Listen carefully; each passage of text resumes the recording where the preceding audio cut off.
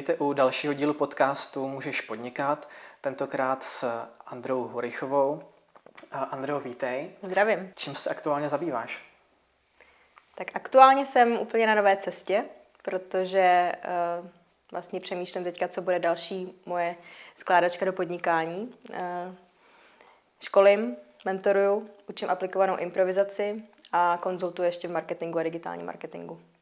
A co tě z toho nejvíc baví? Nejvíc, co mě baví? Nejvíc mě baví asi teďka to poznávání, potkávání se s lidma a přemýšlení nad tím, co bude můj další projekt. Protože abych to teda trošku zarámovala, tak já jsem prodala před téměř už rokem svoji digitální agenturu, kterou jsem měla 8 let a vlastně teď jsem na nové cestě zase za dalším podnikáním. A jak ses k tomu vlastně dostala, k podnikání? K podnikání? Úplně náhodou. V mojí rodině vyloženě nikdo nepodniká, takže jsem ani neměla odmala sen, že bych začala podnikat a měla vlastní biznis. Já potom, co jsem skončila v Google, v marketingovém oddělení, protože tam nebyla pro mě full-timeová pozice, tak jsem ještě rok dělala ředitelku festivalu YouTubering. A potom, co jsem skončila i ten festival YouTubering, tak jsem nevěděla moc co. A můj bývalý šéf z Google za mnou přišel, ať si založím agenturu, že to je skvělá věc. A ještě mi řekl, že mobilní marketing tehdy je něco, co určitě bude klapat. No. A já jsem řekla, dobře, byla jsem yes girl, proč ne. Tak začalo moje podnikání. A tehdy jsem moc nevěděla, v čem a jak začít, co vlastně dělat. Ale tím, že jsem byla známá kvůli YouTube, kvůli influencerům, tak za mnou začali víc chodit lidi, kteří se mě ptali o to, jestli bych je nemohla propojit s nějakýma influencerama, jestli bych jim nemohla udělat strategii na YouTube, protože tyhle věci jsem já znala ještě z těch předešlých prací. No a já jsem se pomalu od toho mobilního marketingu dostávala k tomu, že by asi bylo fajn, abych se zaměřila ve svém podnikání a s tou svojí agenturou, kterou mám, na influencery a na YouTube. Takže bylo to těžké, začínala jsem tak, že moji spolužáci tehdy už byli v manažerských rolích nebo aspoň nějakých předmanažerských rolích ve velkých korporacích a ve firmách a já jsem začínala zase znovu tak, že jsem seděla ve Starbucksu tehdy, měla jsem před sebou otevřený počítač a nevěděla jsem, kde začít.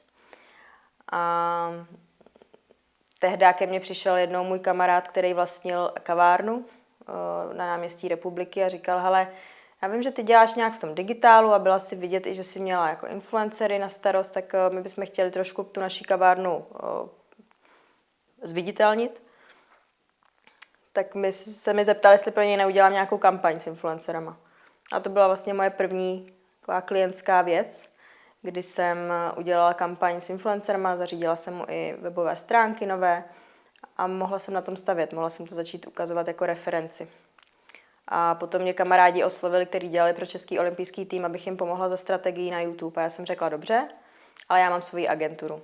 A nechci tam být už jenom jako Andrea Horychová, ale chci tam být jako Andrea z této agentury, kdy jsem ji pojmenovala V-Digital nakonec, i když fakturační údaje má VR Mobile, protože původně jsem se chtěla orientovat na mobilní marketing. Nevím, jestli to není zamotaný, ale tak to prostě bylo. Super. A tak začalo moje podnikání. Vesměs shodou jako náhod, okolností, ale myslím si samozřejmě i nějakou prací a pílí a tím, že jsem byla otevřená novým jako příležitostem. Jaký dovednosti jsi získala až díky začátku podnikání, nebo až díky tomu, že jsi začala podnikat? Tak já podnikám už přes 9 let a pokud se ptáš na ty začátky, tak o tom mívám někdy i workshop a to je, že chyby mě hodně naučily o tom, co je podnikání a kam mě můžou posunout.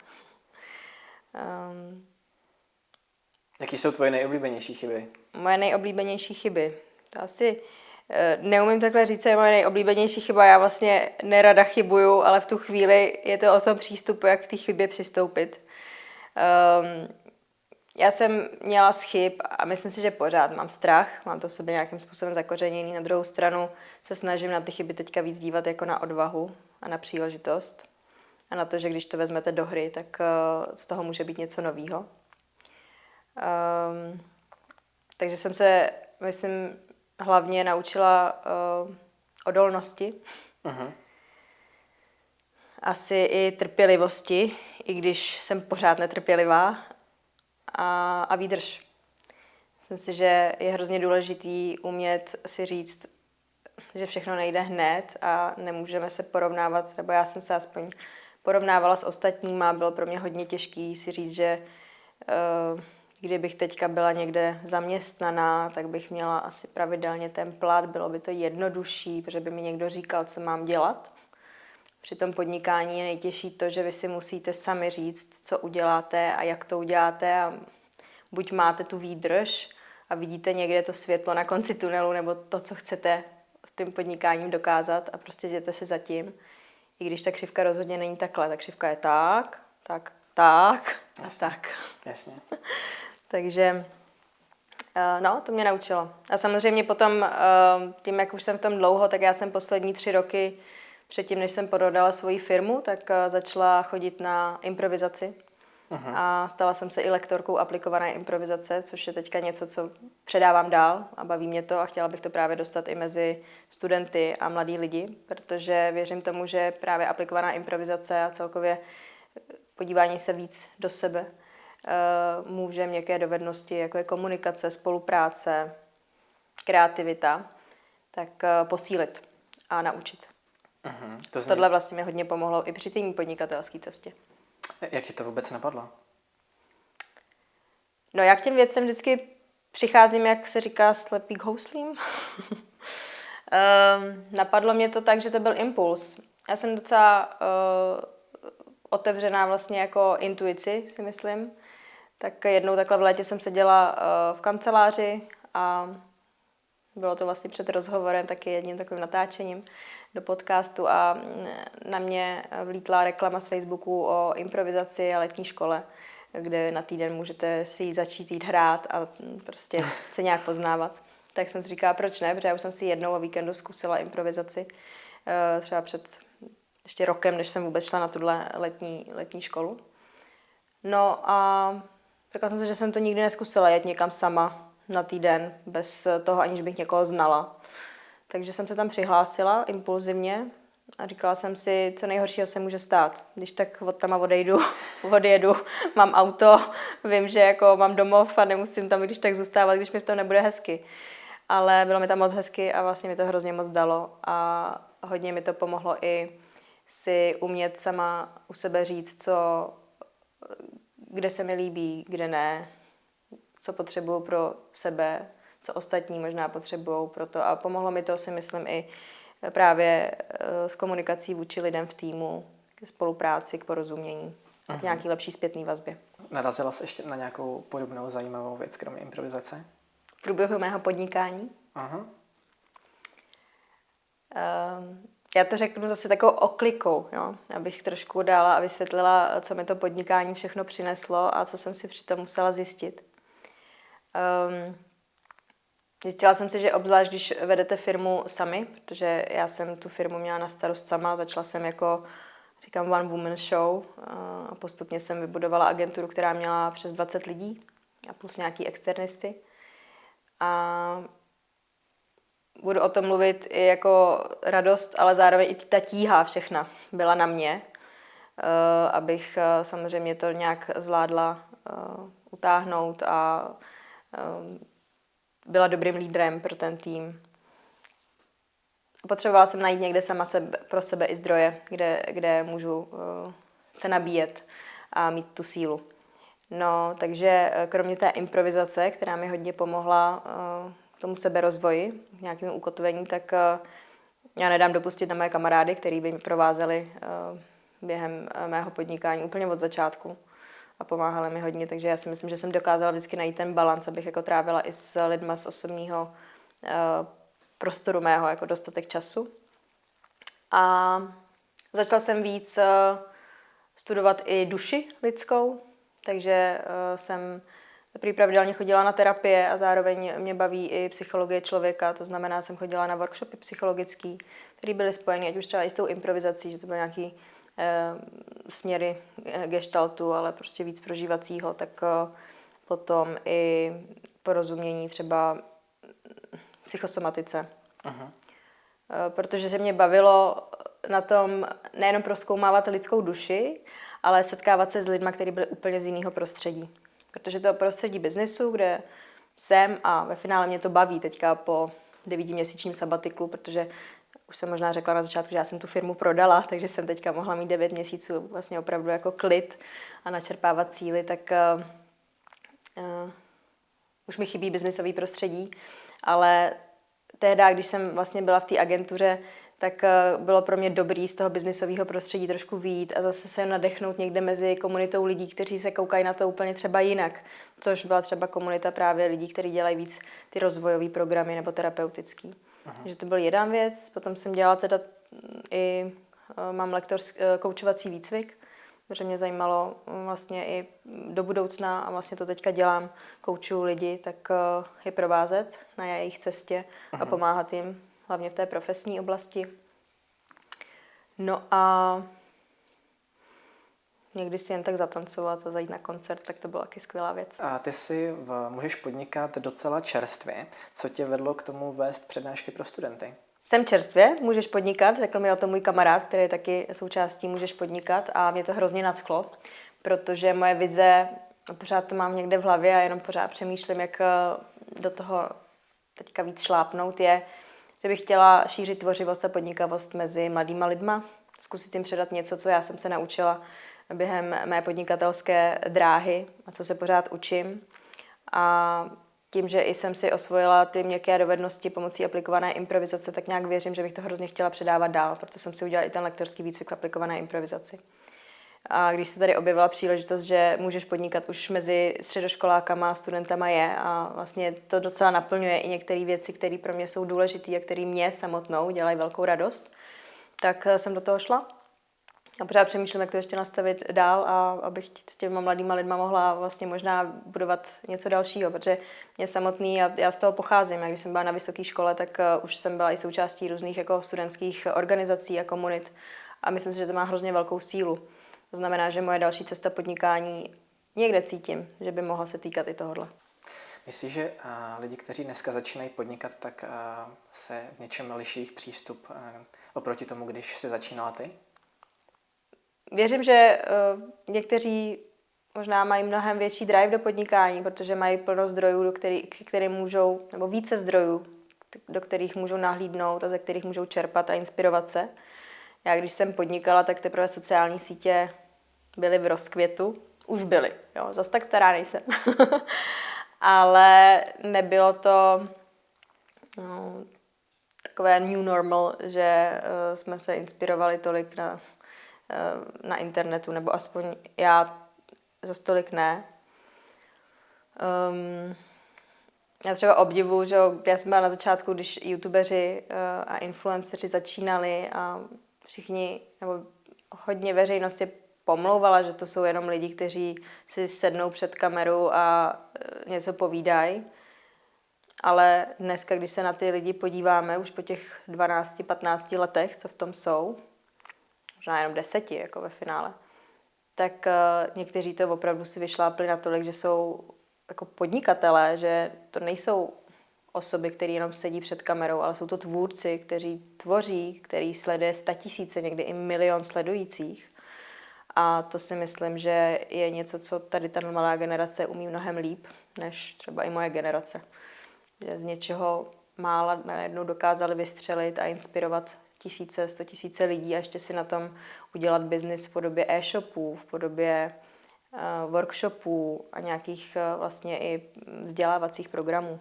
V čem si myslíš, že mají přednášky Můžeš podnikat přínos pro studenty?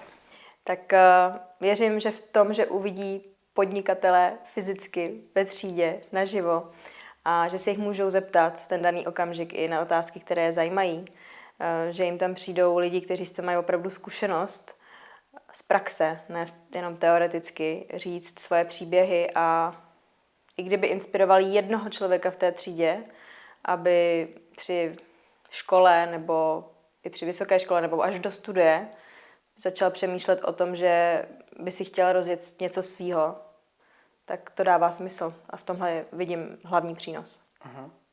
Má to nějaký přínos i pro tebe? Cítíš nějaký přínos i pro sebe? Tak jasně, kdybych to nedával žádný přínos, tak to nedělám.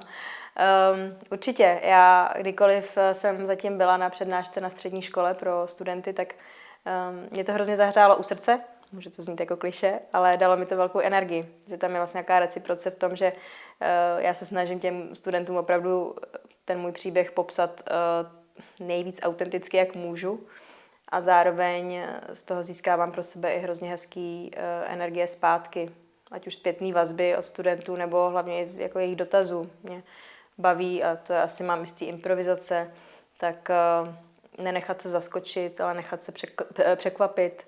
A nevadí mi to, ráda odpovídám na cokoliv. Jak je podle tebe důležitý networking k podnikání? Networking k podnikání. Já si myslím, že důležitý je docela dost. Já vždycky, když popisuju i studentům, co mi pomohlo, abych začala víc budovat svoji firmu, aby rostla v těch klientech a zakázkách, tak právě to byly kontakty, které jsem si udržovala už od vysoké školy. Nemyslím si, že jsem profesionální networker. Neříkám, že mě to i jako skvěle baví. Někdy mám vlastně hroznou chuť, když jsem na nějaký akci se schovat, odejít. A není to něco, co bych jako vyhledávala, když tam nemám známý lidi. Ale já mám ráda, když můžu říct něco, co vím a co někomu dalšímu jako pomůže nebo ho obohatí. Takže tohle využívám i v networkingu, takže většinou třeba, když přednáším někde na konferencích, tak je potom fajn se o tom tématu bavit s lidmi, kteří k vám třeba přijdou a vlastně se zeptají na nějaké další otázky. A tímhle už ten networking třeba vzniká. A kdyby se měla vrátit k té otázce a odpovědi, tak ano, důležitý networking určitě je, protože mě třeba pomohlo to, že jsem měla spolužáky, kteří pracovali v nějakých dalších firmách, který já jsem potom oslovila jako moje klienty pro agenturu. A kdybych je neznala, nebo kdybych s nimi neměla dobré vztahy, tak se mi nikdy nepodaří vybudovat takový biznis, jako mám teď, nebo jako jsem měla. Kde je podle tebe a pro začínajícího podnikatele nejlepší najít ty nový kontakty? Když jsem já jako začínající podnikatel, tak kde bych mohla hledat kontakty? Tak je otázka, kolik mi je let, jestli už začínám podnikat na té střední škole. Ale jsem třeba na výšce. Jsi na výšce. Já si myslím, že je super být otevřený, nebo já jsem byla aspoň otevřená různým dobrovolnickým projektům. A tam většinou potkáte akční a aktivní lidi, kteří mají pravděpodobnost v tom, že do budoucna určitě zase budou někde aktivní a akční a budou pro vás zajímavým kontaktem.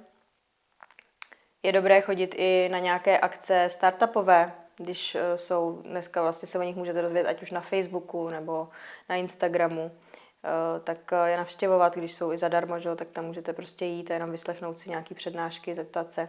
Mně se vyplatila vždycky už při studiu proaktivita a vecpání se někam, kde vlastně jako jsem měla plno otázek a zájmů a upřímně si myslím, že i jako já ráda odpovídám, když za mnou někdo přijde proaktivně a řekne, že má takovejhle nápad nebo že by ho něco zajímalo, tak já ráda odpovím, když na to mám čas. A myslím si, že v dnešní době je to pro mnohé podnikatele i starší, kteří už v tom jsou naopak zajímavější, když ten člověk jako má vůli a chce. Kam jsi se ty třeba vecpala? Kam jsem se vecpala? No, tak já jsem už na vysoké škole začala v Erasmus Student Network organizaci Buddy systému, kde jsem se vecpala hnedka první semestr na vejšce, protože mi přišla vejška hrozně anonymní. Byla jsem v mém magisterském programu, který byl mezinárodní, studovala jsem CEMS na Vysoké škole ekonomické, tak tam jsem se vecpala takového CEMS Club, se to jmenovalo, takže jsem organizovala výlety vlastně pro všechny studenty, kteří byli v rámci toho magisterského programu. A tam bylo zvykem, že komunikujete i s takzvanými korporátníma partnerama, takže s firmama, které podporují a sponzorují některé akce těch studentů. Takže jsem se vecpala i tak do těch firm, abych se s nimi už komunikovala, že potřebujeme nějaké aktivity pro nás, pro studenty. Byla jsem vlastně lídrem projektu International Week, což byla spolupráce s několika univerzitama na světě, kde jsem potom reprezentovala i vysokou školu v Číně, v Barceloně, v Japonsku, v Tel Avivu. Hodně jsem procestovala, vlastně díky tomu to bylo takový moje, moje studium. Ale proč to říkám? To ne, abych se chlubila, ale spíš o tom, že mě zůstali do teďka ty kamarádi. A vím, že kdybych je potřebovala oslovit v tom, že potřebuji kontakt na nějakou firmu, kde teďka pracují, tak si myslím, že by to jako vlastně bylo možné, protože ráda udržuju tyhle kontakty. No a vecpala jsem se ve finále i jako, nebo nevecpala jsem se do Google, tam jsem šla normálně přes pohovor samozřejmě, ale tím, že jsem prostě řekla, že vím, že jako tu práci, jako když tak dokážu a chci, tak jsem působila sebevědomě. Já jsem tehdy, to je historka, že já jsem vlastně myslela, že do toho Google ani nenastoupím, protože jsem měla plán, že bych jela do Argentíny, ale nakonec to padlo, takže jsem šla na ten pohovor a tím, že jsem asi byla drzá a řekla jsem, že jako určitě to bude v pohodě a zvládnu to, tak to nakonec vyšlo. No. Co bys ještě doporučila začínajícím podnikatelům? No, já jsem tady mluvila o tom, co je potřeba na tom začátku, že jo? Což je taková nějaká odolnost, vydržet a být trpělivý. Asi bych chtěla podtrhnout i to, že by měli udržovat opravdu ty vztahy. Že nikdy nevíte, kdy vám někdo další může pomoci, nebo kdy vám ten člověk, s kterým teďka třeba nemáte tu společnou cestu, může pomoci a čekat na dalším vašem rozcestí. Takže mít pokoru a nevzdávat to hnedka při prvním zakopnutím. Při prvním zakopnutí, protože těch zakopnutí bude hrozně moc. A myslím si, že hlavně my ženy někdy máme takový ten vnitřní pocit nebo toho kritika, že nejsme dost dobrý a jestli to máme jako dělat. Nevím, možná muži to mají taky tak, nechci to úplně jako separovat, ale hodně se o tom bavím třeba i na mém mentoringu s ženami. A je důležitý si vlastně umět fakt říct, že jo, že jsme dobrý, že to dokážeme, že když tam jako věřit tomu.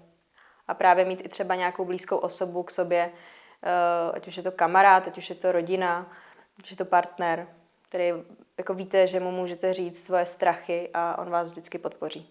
Stal se ti v poslední době nějaký fuck up? Já těch fuck upů mám. Podnikatelský fuck up.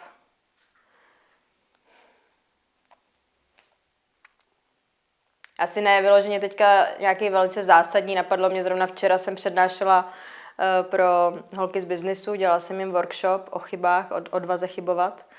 A přijela jsem úplně někam jinam, než jsem měla přijet. Takže byla hnedka první chyba v tom, že jsem přijela na místo, kde vlastně ten workshop vůbec nebyl. Tak jsem si musela vzít rychle taxíka, abych vlastně stihla odpřednášet a dělat ten workshop na jednom místě. Takže to byl takový fuck up, ale jako menšího rázu, nějak se to vyřešilo. Fuck up byl v mý firmě určitě, ale tak to nebyl teďka jako aktuálně nějaký nejbližší fuck up, který se stal. Fuck up byl, když jsem musela zvážit propouštění lidí, protože jsme vlastně ztratili velkého klienta. To bylo jako velký a nebylo to vůbec příjemný, ale ve finále se to nějak, nebo jsem se toho nějak chopila a samozřejmě i tohle je podnikání. Co tě motivuje v plnění tvých podnikatelských snů? Tuhle otázku jsem viděla předem a říkala jsem si, jak já na ní odpovím. Protože by měla být fakt dost chytrá, protože nechci tady šířit to, že by měly být nějaký externí motivace. Důležitá je hlavně vnitřní motivace. Ale první, co se mi vybavilo, tak je to, že vidím, že je to užitečný, že lidem přináším nějakou přidanou hodnotu, což samozřejmě je hrozně nebezpečný, protože nemůžete uspokojit nikdy všechny. Ale motivuje mě asi ten proces učení, i když jako to bolí, takže na začátku nebo během toho já vlastně jako někdy hrozně jako fňukám a jsem ráda za ty kamarády, takže ty mě motivujou, že jako jo, to zvládneš, Andro. Motivuje mě a to jsem se naučila při podnikání.